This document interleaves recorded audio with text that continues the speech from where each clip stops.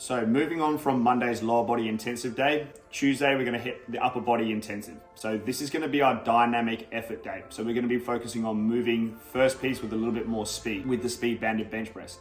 So there's two things that we want to be warming up here, are sort of specific shoulder prep work, which we'll get into, but there's also going to be, before the speed bench press, making sure that we warm up our central nervous system. So when we want you guys to be getting in and moving quickly on the barbell, we need to make sure that your body is prepped and ready to kind of move quickly. So we want to get the brain ticking over, we want to get that central nervous system firing. And so that's why you'll see something like some explosive effort method stuff at the start of that training session.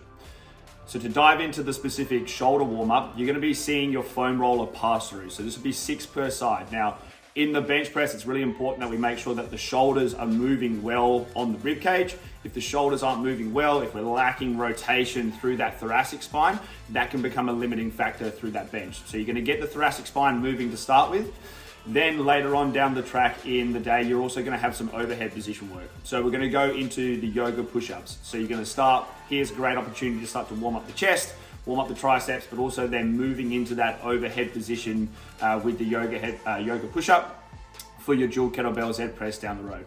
You're also then going to go into what we call the lock 3. So this is an exercise for warming up the posterior or the back side of the shoulders, which are extremely important in being able to stabilize these for the bench press. So you'll perform 10 reps of each of the positions below, and then moving on to the final piece, which is going to be your banded bottom up kettlebell bench press. So with the band tension and the instability of the bell, we start to kind of work on some unilateral stability work before getting under the barbell and before getting under load. So one hand with the kettlebell, separate that band tension, and now we're working on engaging those posterior muscles that we just fired up from beforehand.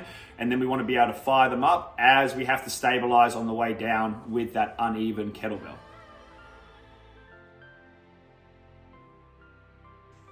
So as we said before, part A is going to be that explosive method. So you're going to be hitting those seated high box jumps, again, just to kind of get the central nervous system ticking over.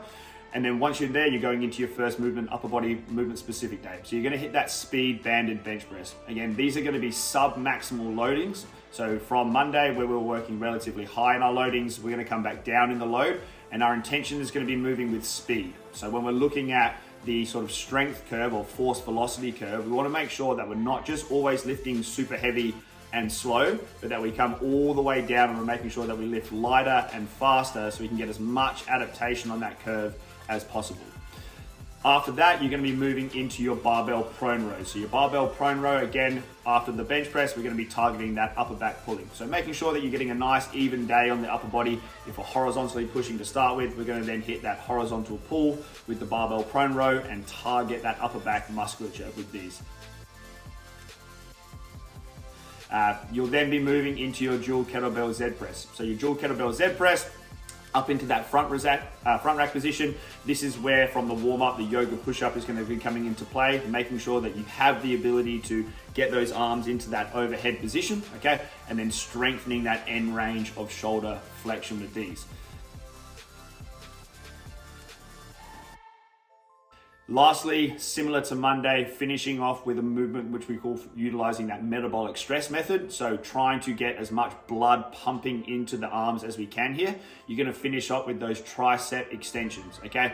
So in that slight forward position in the setup, making sure that the only joint that is moving is the elbows, okay? So you can target the triceps, not moving too much through the upper body or through the shoulders in that position.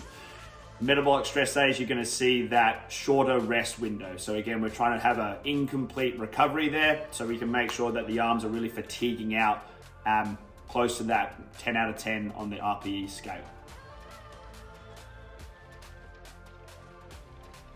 So that's a wrap for Tuesday, guys. Hope you enjoyed the dynamic effort work.